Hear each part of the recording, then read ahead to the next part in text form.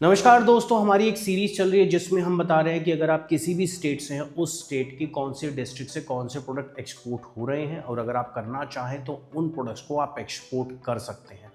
मैं हर्ष Dhawan, international business trainer, स्वागत करता हूं इंपोर्ट एक्सपोर्ट बिजनेस के नंबर 1 चैनल पे, जहां पे हम आपको बहुत ही आसान और सरल भाषा में इंपोर्ट एक्सपोर्ट बिजनेस सिखाते हैं। अगर आपको बायर चाहिए, सप्लायर चाहिए इंपोर्ट एक्सपोर्ट बिजनेस में, इंपोर्ट एक्सपोर्ट बिजनेस कैसे करना है, तो प्लेलिस्ट पे चली जाइए, पूरी सीरीज है। इसके साथ साथ हम प्रैक्टिकल ट्रेनिंग देते हैं इंपोर्ट एक्सपोर्ट बिजनेस की, और अगर आप प्रैक्टिकल ट्रेनिंग ऑफलाइन और ऑनलाइन लेना चाहते हैं तो स्क्रीन पे जो नंबर आ रहा है उस पर कॉल करके रजिस्ट्रेशन करा सकते हैं। दिल्ली, मुंबई, कोलकाता में हमारी ऑफलाइन ट्रेनिंग हर महीने चलती रहती है। तो अगर आप ऑफलाइन ट्रेनिंग ज्वाइन करना चाहते हैं तो स्क्रीन पे जो नंबर आ रहा है उस पर रजिस्ट्रेशन कराइए, और ऑनलाइन आप घर बैठे बैठे भी इंपोर्ट एक्सपोर्ट बिजनेस सीख सकते हैं। चलिए शुरुआत करते हैं। आज मैं बताने जा रहा हूं कर्नाटका के बारे में। देखिए, जिस स्टेट में हम रहते हैं या हमें स्टेट के बारे में नहीं पता, तो बहुत ही नॉलेजेबल वीडियो होने वाला है ये, तो बने रहिए वीडियो के साथ। कर्नाटका की अगर मैं बात करूं, कर्नाटका एग्रीकल्चर प्रोडक्ट कर्नाटका से मिल जाएंगे, मैन्युफैक्चरिंग यूनिट्स कर्नाटका में बहुत अच्छी है, सर्विस इंडस्ट्री भी कर्नाटका में बहुत अच्छी है। अब बात करते हैं कि कर्नाटका से हमें कौन से डिस्ट्रिक्ट से कौन से प्रोडक्ट मिल सकते हैं। बेंगलुरु चले जाइए, बेंगलुरु में आईटी इंडस्ट्री, जैसा कि आप जानते हैं, तो आईटी सर्विसेज अच्छी खासी एक्सपोर्ट हो रही है, जिसमें आप बहुत अच्छा मार्जिन कमा सकते हैं। उसके बाद इलेक्ट्रॉनिक्स प्रोडक्ट आप एक्सपोर्ट कर सकते हैं, उसमें हार्डवेयर कंपोनेंट, सेमीकंडक्टर्स और इलेक्ट्रॉनिक डिवाइसेस आप एक्सपोर्ट कर सकते हैं। टेक्सटाइल में रेडीमेड गारमेंट, सिल्क फैब्रिक्स और एपरल आप एक्सपोर्ट कर सकते हैं। बायोटेक्नोलॉजी और फार्मास्यूटिकल्स में बायो फार्मास्यूटिकल्स, वैक्सीन और जेनेरिक ड्रग्स आप एक्सपोर्ट कर सकते हैं। मैसूरू की बात करूं तो सिल्क, मैसूरू सिल्क वैसे ही बहुत फेमस है, वर्ल्ड में हर कोई जानता है, आप भी जानते होंगे, मैं भी जानता हूं, वर्ल्ड में बायर भी जानता है, तो आप इसको एक्सपोर्ट कर सकते हैं। उसके बाद बात करते हैं अगरबत्ती की। अगरबत्ती अच्छी खासी क्वांटिटी में और अच्छी खासी क्वालिटी में मैसूरू से एक्सपोर्ट हो रही है, तो इसमें एडवांटेज ले सकते हैं। एग्रीकल्चर प्रोडक्ट्स की बात करूं, फ्रूट्स, वेजिटेबल और स्पाइसेस, जिसमें टर्मरिक और पेपर स्पेशली एक्सपोर्ट हो रहे हैं। प्रोसेस फूड्स की बात करूं तो जैगरी, स्नैक्स और बेकरी आइटम्स एक्सपोर्ट कर सकते हैं। हैंडीक्राफ्ट्स की बात करूं तो रोजवुड, इनले और खास तौर से सैंडलवुड प्रोडक्ट्स आप एक्सपोर्ट कर सकते हैं।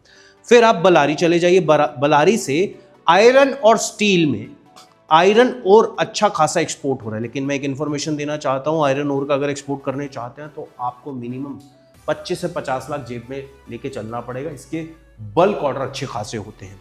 आयरन और एक्सपोर्ट करिए, स्टील प्रोडक्ट्स एक्सपोर्ट करिए, मेटल एलॉयज एक्सपोर्ट करिए। टेक्सटाइल्स में डेनिम गारमेंट सबसे ज्यादा एक्सपोर्ट हो रहे हैं, कॉटन एपरल सबसे ज्यादा एक्सपोर्ट हो रहे हैं। एग्रीकल्चर गुड्स में मेज, राइस और ग्राउंडनट एक्सपोर्ट हो रहा है। ग्रेनाइट में हाई क्वालिटी ग्रेनाइट ब्लॉक्स और स्लैब्स एक्सपोर्ट हो रहे हैं।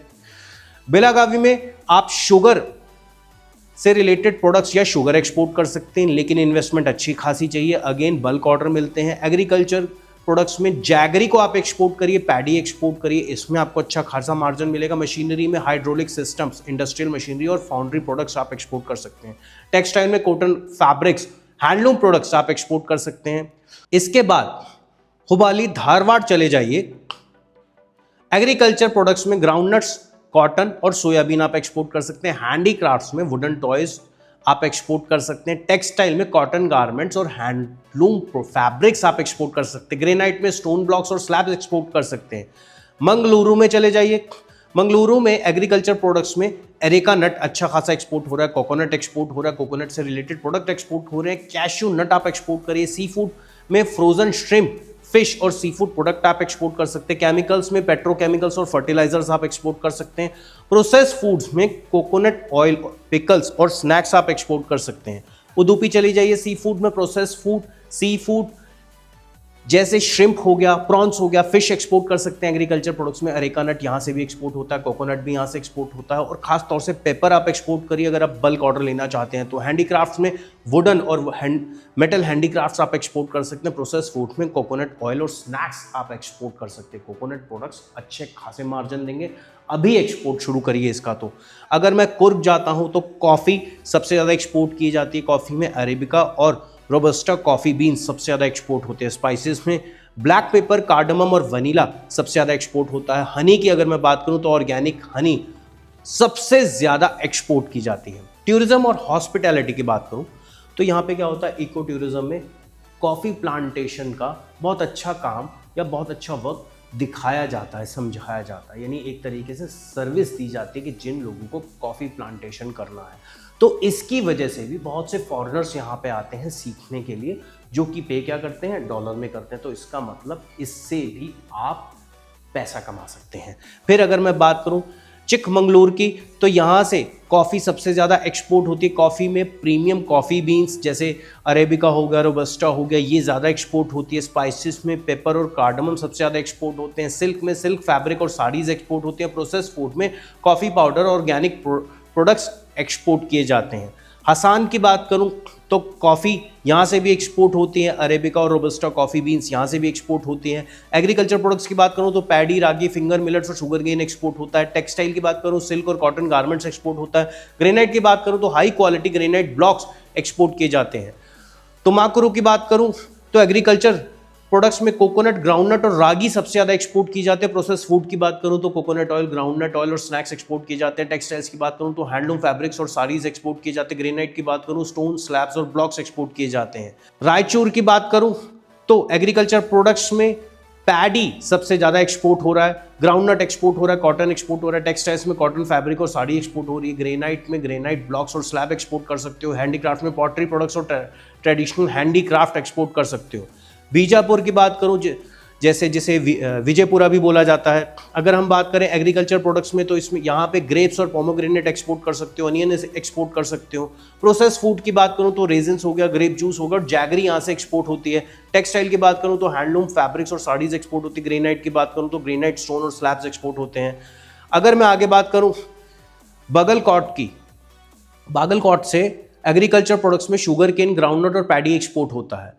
रिफाइंड शुगर बहुत एक्सपोर्ट होती है, इवन जैगरी भी एक्सपोर्ट की जाती है। ग्रेनाइट की बात करूं तो स्टोन ब्लॉक्स और ग्रेनाइट स्लैब्स एक्सपोर्ट किए जाते हैं। टेक्सटाइल में कॉटन और हैंडलूम फैब्रिक यहां से एक्सपोर्ट किया जाता है।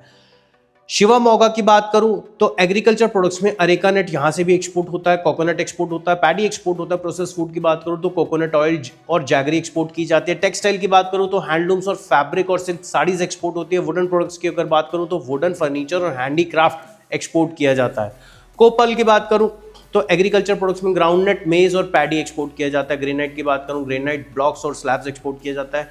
हैंडीक्राफ्ट्स की बात करूं तो स्टोन, स्कल्पचर और मेटल क्राफ्ट एक्सपोर्ट किया जाता है। टेक्सटाइल की बात करूं तो कॉटन फैब्रिक एक्सपोर्ट किया जाता है।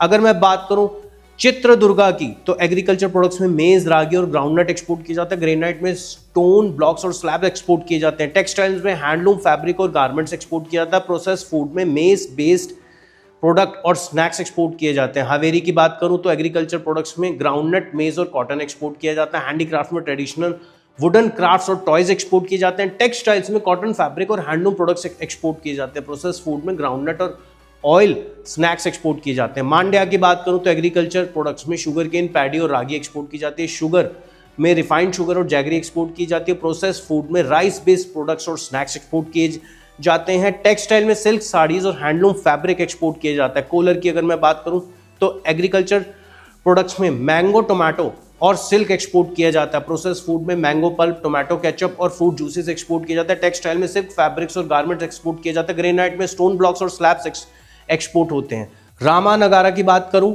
तो सिल्क में सिल्क कोकून्स और फैब्रिक एक्सपोर्ट किया जाता है। एग्रीकल्चर प्रोडक्ट्स में मैंगो, ग्राउंडनट और कोकोनट एक्सपोर्ट किया जाता है। प्रोसेस फूड में मैंगो पल्प और कोकोनट ऑयल एक्सपोर्ट किया जाता है। टेक्सटाइल्स की बात करूं तो सिल्क, साड़ीज और गारमेंट्स एक्सपोर्ट किया जाता है। बिदर की बात करूं तो बिदर में एग्रीकल्चर प्रोडक्ट्स में शुगर केन, पैडी और टर्मरिक एक्सपोर्ट किया जाता है। प्रोसेस फूड्स में शुगर, जैगरी और टर्मरिक पाउडर एक्सपोर्ट की जाती है। हैंडीक्राफ्ट्स में बिद्रीवेयर, मेटल क्राफ्ट एक्सपोर्ट किया जाता है। टेक्सटाइल में कॉटन फैब्रिक और हैंडलूम प्रोडक्ट्स एक्सपोर्ट की जाते हैं।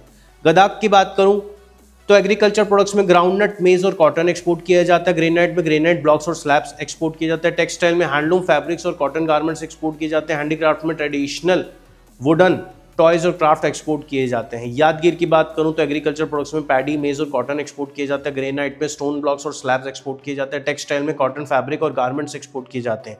प्रोसेस फूड में राइस और मेज प्रोडक्ट्स एक्सपोर्ट किए जाते हैं। अगर मैं आगे बढ़ूं तो कलाबुरागी से हम एग्रीकल्चर प्रोडक्ट्स जिसमें पिजन पी, जिसको आप तुरदार बोलते हो, वो एक्सपोर्ट कर सकते हैं। ग्राउंडनट एक्सपोर्ट कर सकते हो, कॉटन एक्सपोर्ट कर सकते हो। सीमेंट इंडस्ट्री है, वहाँ पे सीमेंट और बिल्डिंग मटेरियल एक्सपोर्ट हो जाएगा। हैंडीक्राफ्ट की बात करूँ, स्टोन, स्कल्पचरल क्राफ्ट्स एक्सपोर्ट हो जाएंगे। प्रोसेस फूड की बात करूं तो तुर दाल और ग्राउंडनट ऑयल ये सबसे ज़्यादा एक्सपोर्ट होता है। इसके बाद हम आगे बढ़ते हैं देवांगिरी। देवांगिरी से एग्रीकल्चर प्रोडक्ट्स में मेज, पैडी और शुगर केन एक्सपोर्ट हो सकता है। टेक्सटाइल प्रोडक्ट्स में कॉटन, फैब्रिक और गारमेंट एक्सपोर्ट होता है। प्रोसेस फूड में राइस बेस्ड प्रोडक्ट और स्नैक्स एक्सपोर्ट हो सकता है। हैंडीक्राफ्ट में वुडन टॉयज और क्राफ्ट आप एक्सपोर्ट कर सकते हो। तो दोस्तों देखा आपने, अगर हमें डिस्ट्रिक्ट के बारे में नहीं पता तो हमारे चैनल पे आपको ये भी मिल सकता है। इसीलिए जो लोग इस वीडियो को पहली बार देख रहे हैं, हमारे चैनल पे पहली बार आए हैं, तो अभी चैनल को सब्सक्राइब कर लीजिए और बने रहिए हमारे साथ और आसान भाषा में आसान तरीके से समझिए, सीखिए इंपोर्ट एक्सपोर्ट बिजनेस कैसे किया जाता है, प्रोडक्ट सिलेक्शन समझिए। उसी के बाद तो आगे बढ़ेंगे। अब जो लोग अपने डिस्ट्रिक्ट से बाहर नहीं निकल सकते तो उनके पास भी तो ऑप्शन है ना। उम्मीद करता हूं वीडियो अच्छा लगा होगा। इस वीडियो में इतना ही, मिलता हूं अगले वीडियो में, तब तक के लिए जय हिंद।